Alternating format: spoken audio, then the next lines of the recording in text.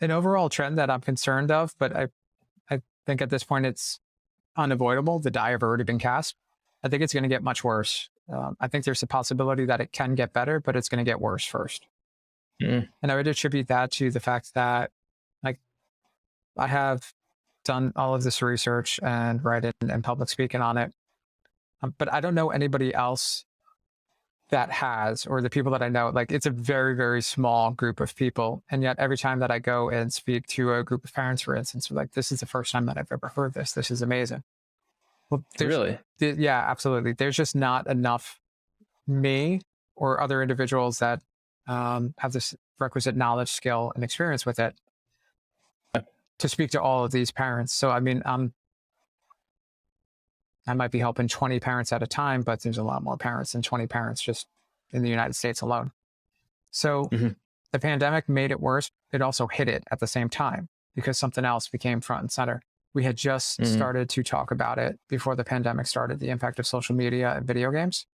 We had just started a national discussion on it and the pandemic hit. So this has gone unfettered now for 2.5 years. And we would say amplified for 2.5 years with everybody being remote for such an extended period of time. So I think a lot of the damage has already been done, and we're just waiting for more and more of those consequences to make themselves readily apparent. That's why I say I do believe it's going to get worse, significantly worse, before eventually we have the ability for action to make it better. Things that I am buoyed by / concerned by simultaneously would be virtual reality. Okay, so I have the ability to connect with other people.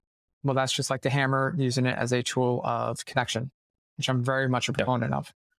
A bridge, like I'm there. Let's do it.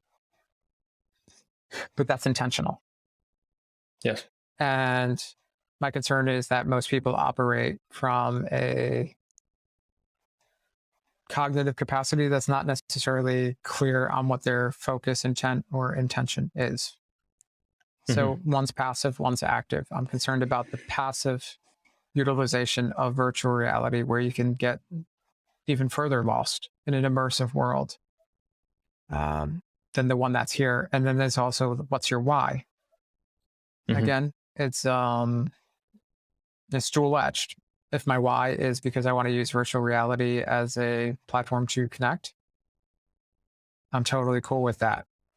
Or to see sites that I might not be able to see in real life. Okay, cool. But I have intent. If my why is because my real life is just unenjoyable, or I'm not happy with it, but I feel much happier there, that has a feel of escapism to it then at that point. Like, well, what's actually going on in your quote unquote real life that you feel that way? And I understand the allure of going to virtual reality because you can leave all those problems behind, but even if you just leave them behind, they're still there.